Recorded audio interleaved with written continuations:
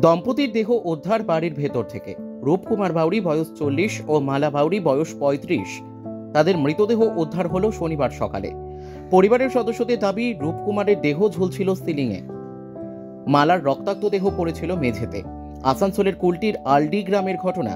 পরিবারের অনুমান, স্ত্রীকে খুন করে আত্মঘাতী হয়েছে স্বামী। প্রথমে স্ত্রী মালার গলার নলি কাটে স্বামী, এরপর নিজের গলার নলিতে ধারালো কিছু দিয়ে কাটার চেষ্টা করে, কিন্তু অসফল হওয়ায় শেষে গলায় দড়ি দিয়ে ঝুলে পড়ে রূপকুমার।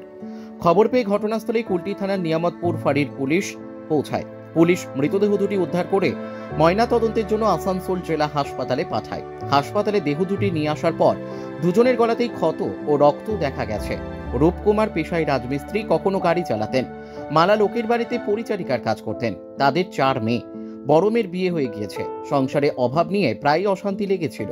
পরিবারের সদস্যদের দাবি, অনেক জায়গায় লোন ছিল তাদের, প্রায়ই লোনের তাগাদা দিতে আসতো করবাড়িটা। শুক্রবার রাতে স্বামী স্ত্রী একটা রুমেই ছিলেন। রাত্রে পাশের রুমে ছিল 3 মেয়ে। তারা শনিবার সকালে মা বাবাকে ঘুম থেকে ওঠাতে গিয়ে এই দৃশ্য দেখেন। Bureau report, Asansol express. কি হয়েছিল বলুন? আমার সকালবেলা উঠে দেখি মেয়েটাও যখন কাজ করতে যাই, বাড়ির সাফা সুতরা করতে যাই, তখন যেই দেখছি ছুটে আসছে। তখন আগে গেলাম, আমি তো ভিতরে ঢুকি নাই, পরিবার সব ঢুকিয়ে তারপরে আমি তো শুনেই হঠাৎ করো।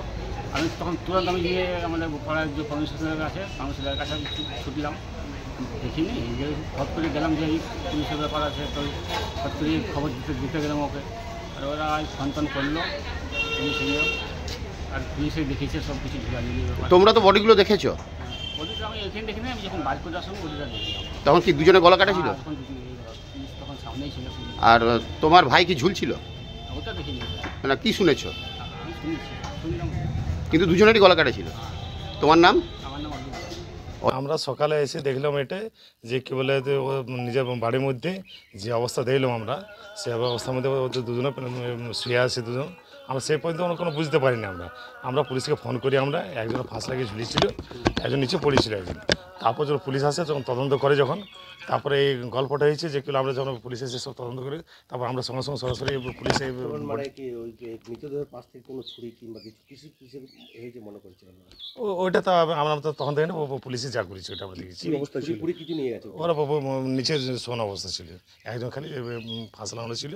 কি কারণে মৃত্যু মনে করছেন আপনারা? কারণ মনে হয় দীর্ঘদিন ধরে ওদের একটা লোনের ব্যাপার ছিল, ওদের প্রায় অশান্তি, ওদের পারিবারিক ঝামেলা ছিল এটা ওদের নিজেদের মধ্যে।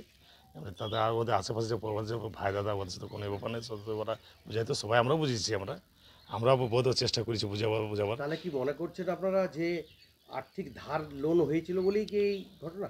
এবারে সেটা তো ব্যাপারটা তো ওনারা জানবেন ওটা।